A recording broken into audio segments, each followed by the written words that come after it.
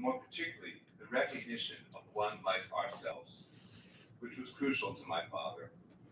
When faced with a painting, my father did not want the viewer to see it as something other, but as something directly relevant to the self, something that spoke to him or There we her go. in an immediate way about his or her own life. The tragic elements in the work must resonate with the viewer, arousing a sense of familiarity from their own inner world. This is not to underplay the more fearsome aspects of fear. There is a strong current of existential angst in Rothko's work, preoccupation with death and ultimate causes. And yet, that does not seem to be the primary thrust for him in his embracing of the tragic. In reference to tragic doom, he writes, "The fear of death and pain and frustration seems like the most constant binder between human beings. And we know that a common enemy is a much better coalescer of energies than is a common positive end. The tragic is for them, rather than for him, the ultimate expression of common experience of mankind. He focuses on the essences, the defining elements of what it means to be human."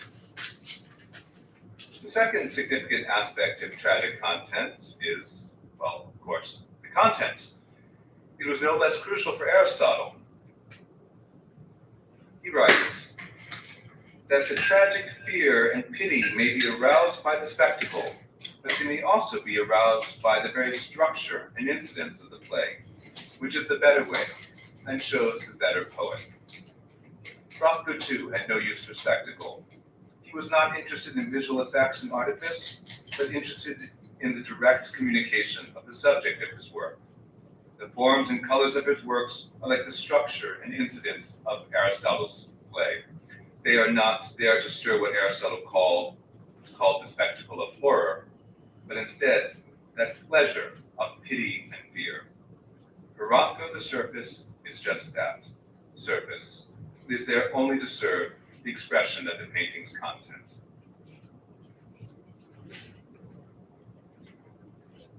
How can we reckon that focus on the tragic with the many paintings that exude passion, exuberance, even joy? This particularly, I think, almost tranquil painting from 1954 in one of the beautiful cupola bays of the exhibition. As at least a partial answer, I will offer the example of Mozart, who was by a considerable margin my father's favorite composer. Mozart generally wears a genial face.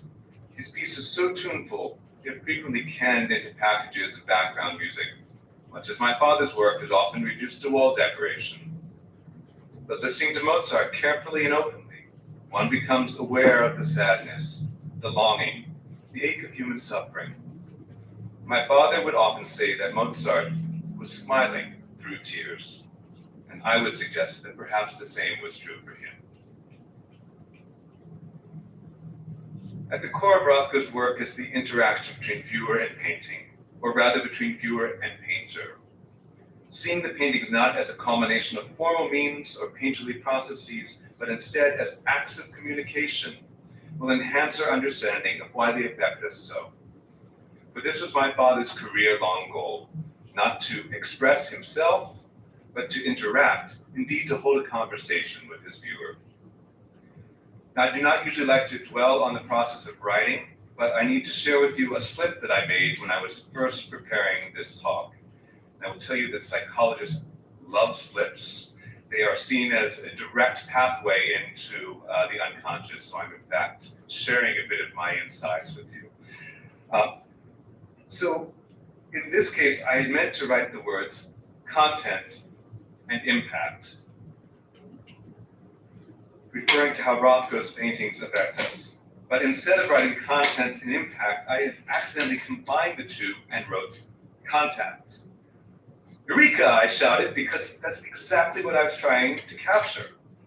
Rothko's paintings are about an encounter, a meeting of minds or souls between artist and viewer. We all try to make contact, superficially through a wave, an exchange glance, a telephone call, more deeply through intimacy with those who truly understand us. My father's needs and aims were no different, but he sought to make contact through the intermediary of art. And I have to tell you at this point that I began to imagine my father wandering around the streets of New York, trying to have conversations with the most casual passerby, but needing to carry around a 2-meter painting in order to do so.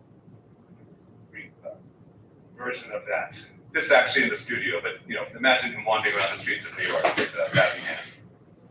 Now we know pretty clearly from the outset what he's trying to communicate, that tragic content, our shared experience of the human condition. His quest as an artist was to find a medium that could convey that content universally, that tapped into our common experience and our psychological workings. He found through years of experimentation that the more elementally he expressed his version of the human, the more directly he could touch those places and speak with us about what it meant to be alive.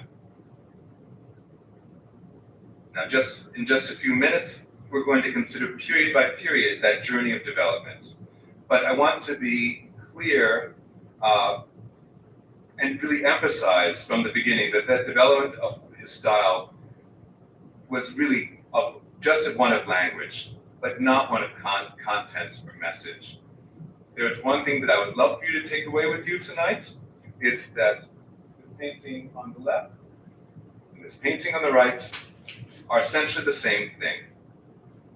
Expressed differently, no doubt, but also trying to speak to us and speak to the very same part of us. My father's development was one of stripping away layers to achieve greater and greater clarity, to achieve what he called the simple expression of a complex thought. But that thought was there from the very first. My father spent more than 15 years as an essentially realist painter. This is not to say he sought to make perfect, objective depictions of the world he saw, but that he painted the world around him and filled it with generally recognizable figures. His version of that world was in fact highly subjective and dealt more with inner truths than outward detail or accuracy of visual representation. Stylistically, this period is highly varied and includes a number of different genres, such as landscapes and portraits. This painting on the right is one of my father's very earliest works, and we're almost certain is a portrait of his mother.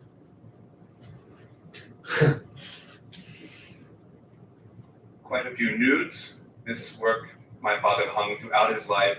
It hung in his bedroom. My sister remembers seeing this many times. My mother simply referred to her as the girl with the pointed ass. Great powers of observation there.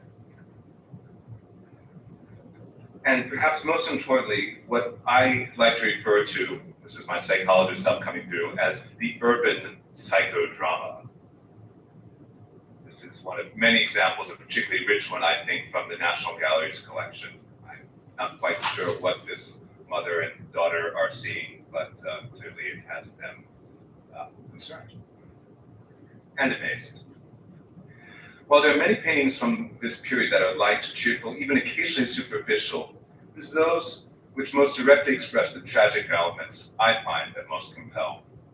Fear, an amorphous, ill-defined fear, is often lurking at the edges of otherwise untroubled images.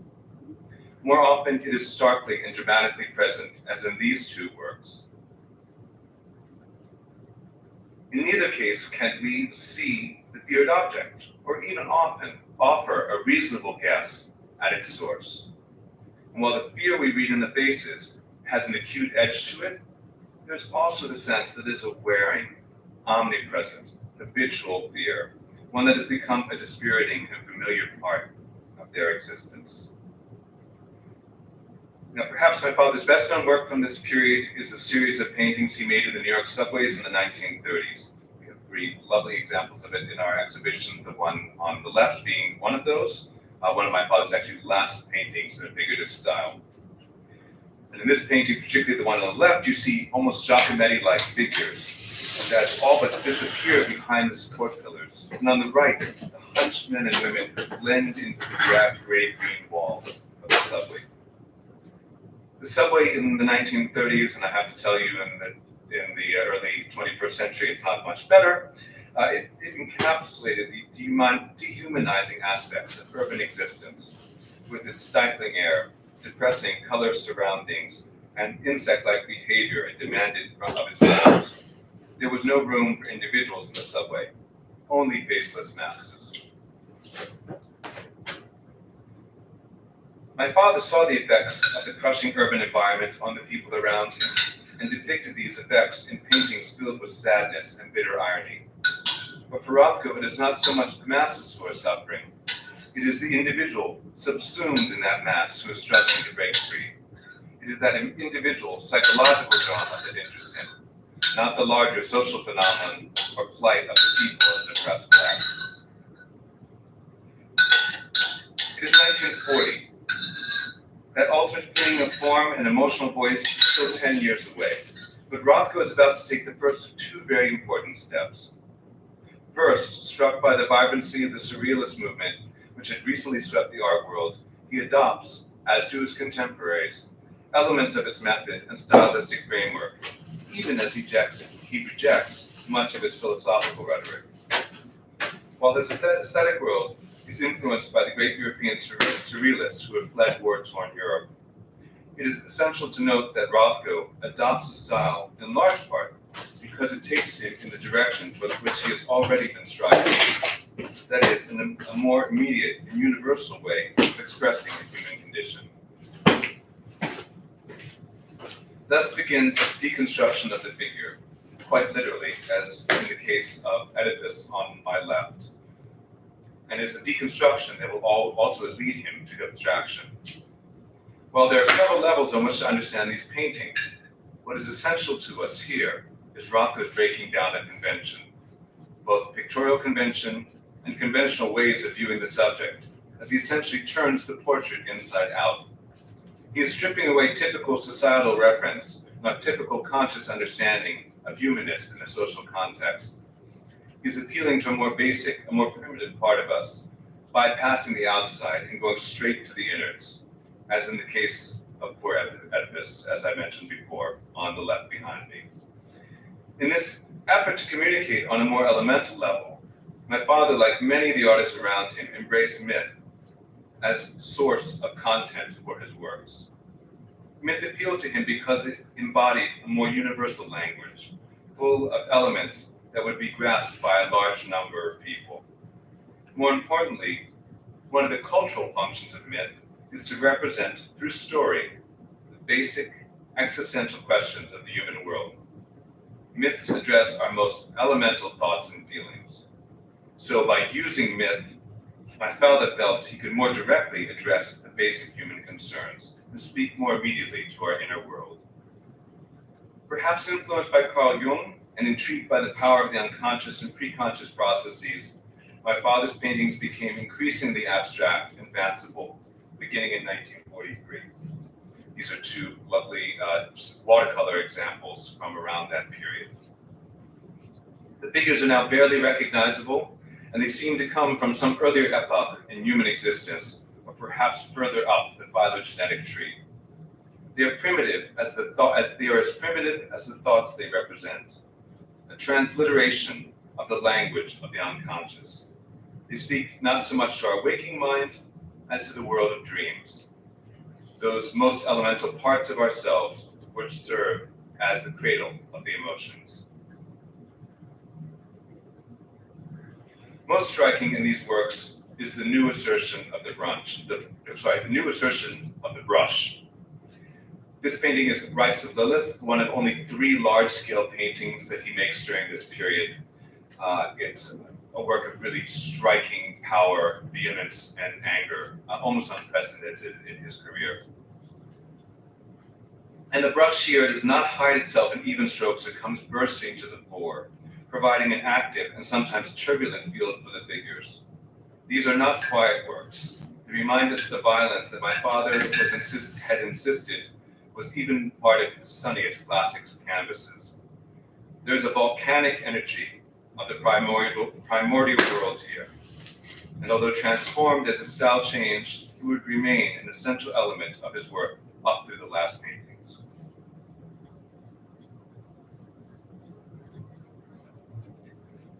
A movement towards greater and greater tramp freedom is certainly the hallmark of the so-called multiform period of my father's work.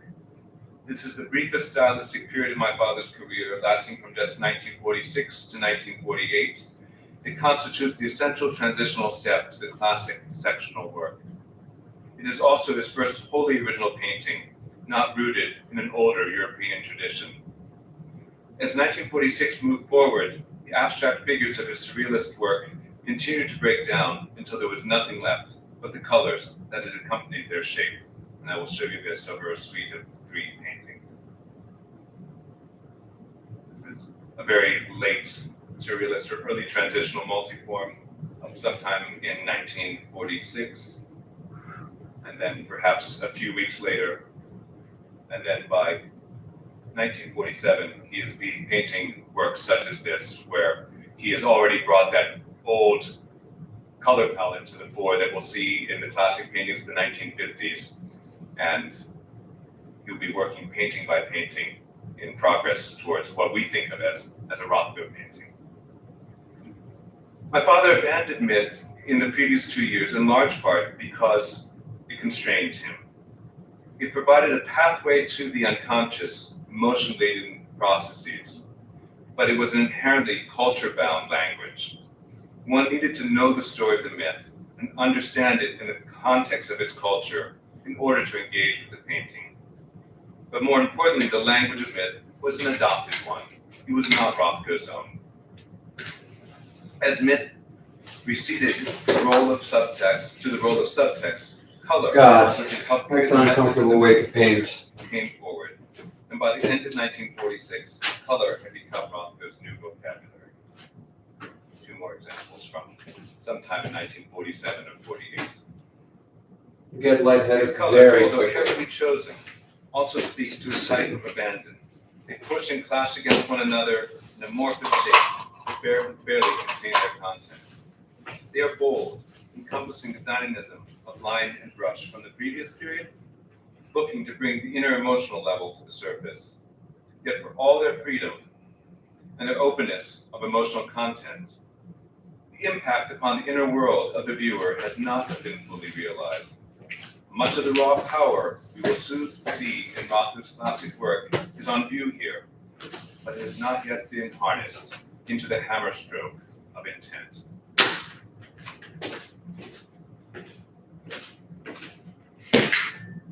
By early 1949, we can see that Rothko has brought virtually all the elements together.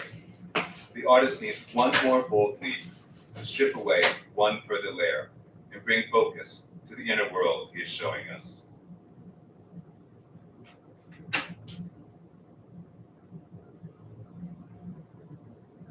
The classic work are Rothko's signature paintings, and are well known for the deep feelings they evoke and their ability to speak the language of the sublime.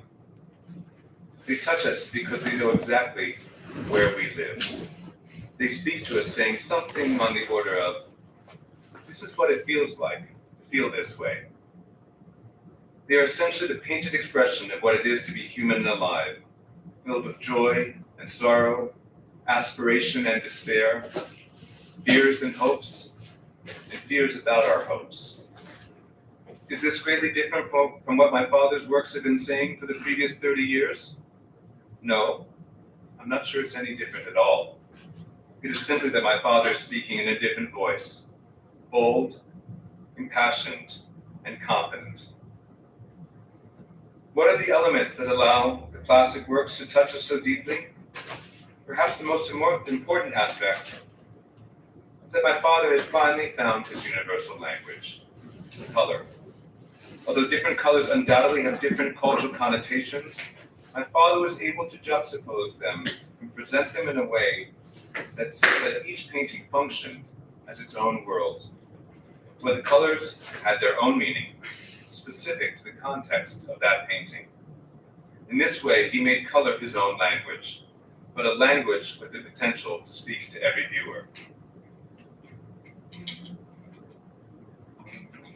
An enormous painting from 1957 in my collection. I'm not actually sure we could have fit it in the door. The sheer sweep, size, and resulting power of many of the classic works is a second important element in their ability to move us. While I have argued ad nauseum that many of the greatest works are small, I have come to realize that this is the viewpoint of someone who has already been fully entranced by the large works. The large paintings envelop the viewer and invite him or her in. It is an invitation to a self-contained world where one can lose oneself and perhaps in the process find oneself. Mm-hmm. And for all their grandness of scale, it is an intimate experience, a world unique to that particular encounter. It is not an accident that many of the paintings are person-sized, and that my father urged curators to hang them close to the floor, where the viewer can all but step into them. Rothko wanted you in the painting to essentially look one another in the eye. Finally, there are the multiple layers of paint my father built up to achieve the effects of color and luminosity that are keys to the emotional impact of the work. Bring back this small but quite beautiful painting from my sister's collection in 1949. And when I say built up, it's not quite the right term, because in many cases the layers of color are so thinned, oil paint thinned by a great deal of turpentine. These layers are so thin that they become semi-transparent, and they really become a veil for color behind to shine through. And my sense of these layers is that they are a type of visual representation of emotional complexity. The feelings which these paintings touch are by no means unidimensional. They are rich and multifaceted and inherently contradictory. When we see layers of pink and green contributing to the makeup of the seemingly brooding black, we know that we are dealing neither with greeting card images nor with greeting card emotions. We are delving into the many layered constructions of the inner world.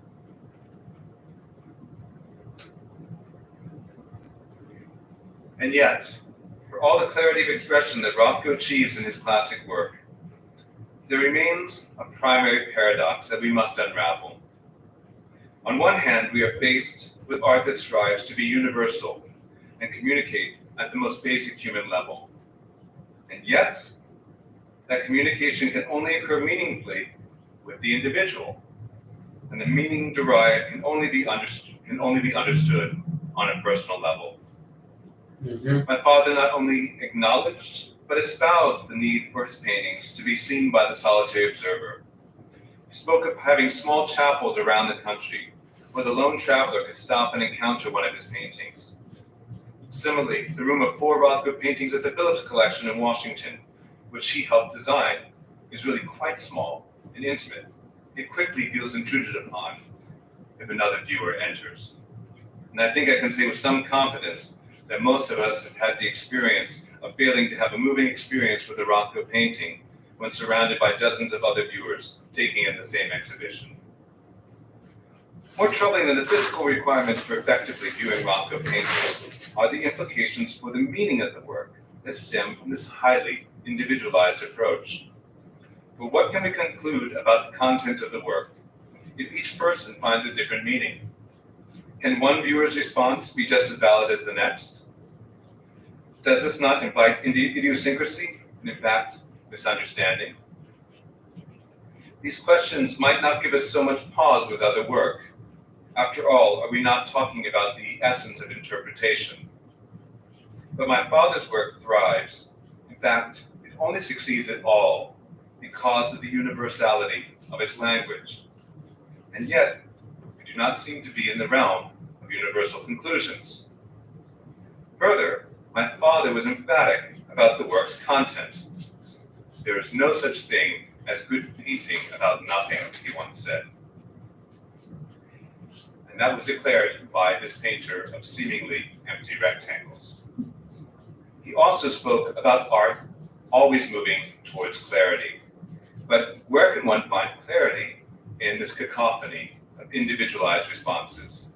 Is there, in fact, any specific content to his work?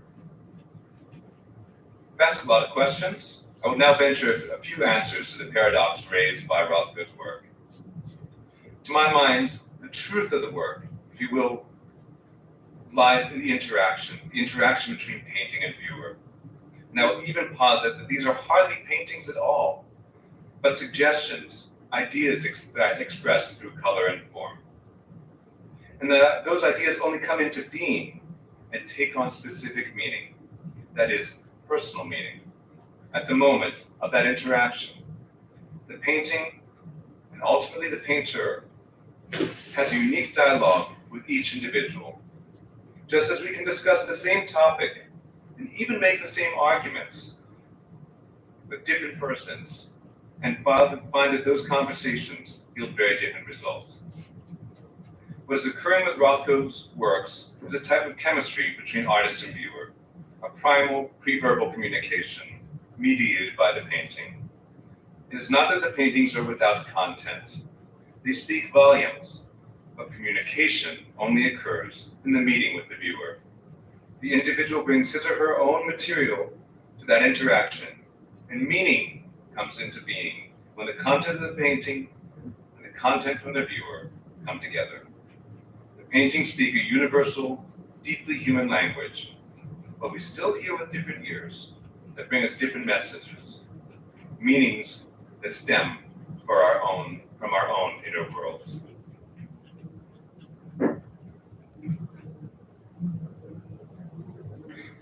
Consideration of my father's work from the last decade of his life, the 1960s, helps clarify, I believe, this process of interaction. This is a 1960 work, also at the very conclusion of our exhibition. Now, some viewers struggle with the work of the 1960s, typically suggesting that the generally darker colors are less appealing, even depressing. I don't believe, however, that this is the primary reason for their difficulty. For what began to change subtly, several years after my father's palette began to darken, was the means he used to express the emotional content of his work. Stripping away still more layers in search of clarity, the paintings become formally tighter, the rectangles more regular in shape, the layers of color were reduced, and the brushwork grew less and less visible, until reappearing in dramatic fashion in the last 2 years of his life. This further simplification of his style can give the impression of less energy, of emotional restraint in comparison to the outpourings of feeling in the 1950s paintings. It is not the case, however, that these works are any less driven by or less derived from emotion than their predecessors. It is simply that the emotional material has become highly focused and the content more specific. Color still carries the message, looking to engage with our innermost selves, but rather than bright, broad brushstrokes of feeling, we are presented with more pinpointed emotions expressed through subtle interplay of very carefully juxtaposed colors. The weight and spatial relationships of the forms has also become very precisely balanced. Some of the earlier freedom is now gone. One could almost accuse my father of exerting a type of emotional control over the viewer. There's one more crucial aspect of the 1960s work that makes it more difficult, I would argue greater, than the work of the 1950s. Rothko is quite simply demanding more from his viewer. The demand is not in terms of hard work to understand the painting, it is an emotional demand. The viewer needs to bring more of him or herself to the painting. The color does not leap off the canvas or lure you in the same way. You need to meet these paintings more than halfway and offer more of your own personal input. The primary visual mechanism responsible for this essential change in the character of the paintings is reflectivity. Whereas the many layers of colors of the 1950 painting gave them a luminous glow from within, the rectangles of the 1960s, in many cases, shine with a reflecting sheen. Many times, forms of quite similar color will interact with one another through the subtle differences in this reflectivity. Here, one of the enormous murals from the Seagam mural series, which we have a really, I think, very compelling room in the second half of the exhibition. The technique probably stemmed from my father's work on the Seagam Mural Commission. Here he was often painting burgundy-colored rectangles, on a burgundy-colored background, causing the rectangles to stand out from the background by means of their greater reflectivity. And he also worked the same magic in black, as you can see from this actually lone example of black on black painting, which is at the center of the room in our own exhibition. While the visual impact of this change of technique can be relatively subtle, the emotional impact is quite significant. The 1950s paintings invited you in. These paintings are keeping you more at arm's length. It is, after all, hard to lose yourself in a painting that is shining back at you. It is not, however, that the works of the 1960s is cold or unemotive. It is simply that they make more explicit what had been implicit in the work all along. These paintings are about you. Rothko is almost literally holding up a mirror for you to see yourself in. The clearest and most all-encompassing example of this effect is the Rothko Chapel in Houston. Not simply a group of murals, but an entire space designed by my father in the 1960s, it is generally regarded as the very culmination of his work, although there are those who find it off-putting. Those who don't like the chapel and the atmosphere my father created speak of it as a cold place with paintings that are unyielding, monochromes that don't engage the viewer visually or emotionally. There is simply not enough there to stimulate. These viewers are absolutely correct. There was something, and have given what I'm sure is an accurate account of their experience. There was something missing at the Rothko Chapel, an absolutely critical element, themselves. This is not to find fault with those people. Chapel is a very unsettling place. You feel very much alone. Nothing comes from the paintings. It is all about you. It's almost a formula for an instant existential crisis. And I will tell you that I initially had a very similar experience. I spent my first 2 hours in the Rothko Chapel alone on a morning about more than 20 years ago now. It was before opening time. Everything was absolutely silent. And I can tell you, I had to fight a very strong compulsion to leave. I felt so isolated in that empty space, like a tiny speck in a great universe. I resisted the urge to flee, however, and as I walked around that octagon, surrounded by huge murals on all sides, I began to realize that what I was uncomfortable with was not the paintings or the space. I was uncomfortable with myself. I was in a room full of mirrors, dark, unyielding mirrors, and I was standing at their point of coincidence so that they were all reflecting back on me. The next hour was a process of adjusting to looking at myself, and only myself, and learning from what I saw. It was deeply rewarding, but truly unnerving. I had a somewhat similar experience a decade later. When the Tate Modern opened in London, there were several mammoth Louise Bourgeois sculptures in the still more mammoth entrance hall. 3 of these sculptures, named beguilingly I Do, I Undo, and I Redo, were towers you could climb up with a small observation deck at the top. Mounted on the deck were 4 mirrors, by means of which you could look at various parts of the hall. When you stood in the center, however, the 4 mirrors showed you only different views of yourself. More playful than the Rothko Chapel, and certainly less overwhelming, but I think ultimately sending a similar message and getting us to look the same place for answers.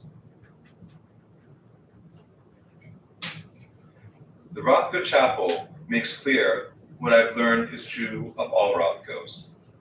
They yield only what you put in. The paintings only work. They will only speak to our inner worlds when we are open to their invitation or suggestion. Ultimately, to understand a Rothko is to understand what the paintings help us see in ourselves. Thank you very much.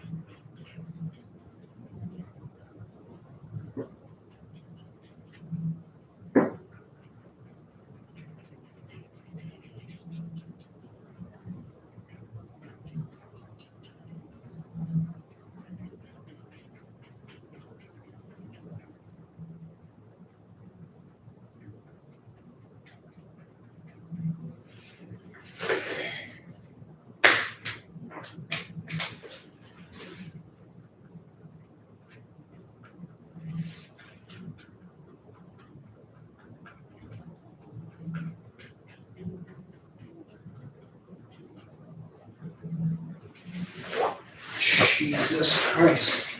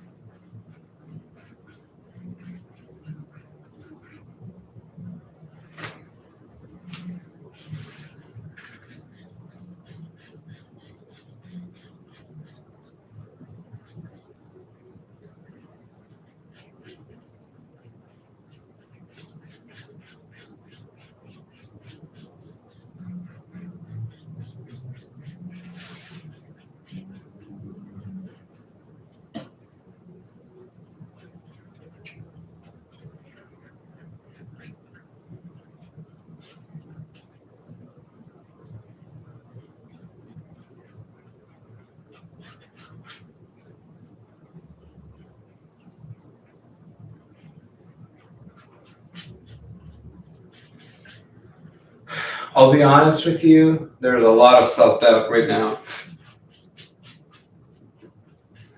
There is physical pain, there is emotional pain, and then there's just pain itself, you know. So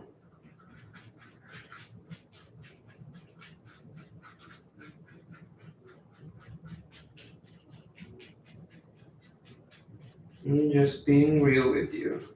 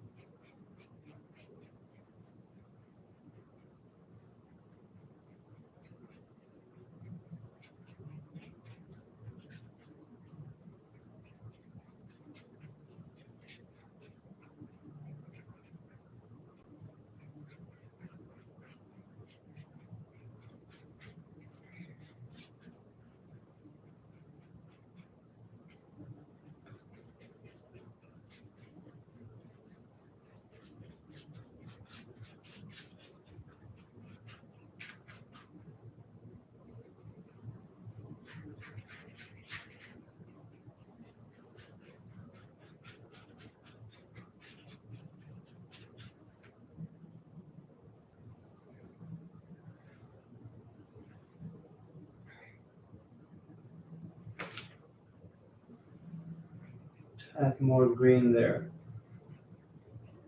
Yeah.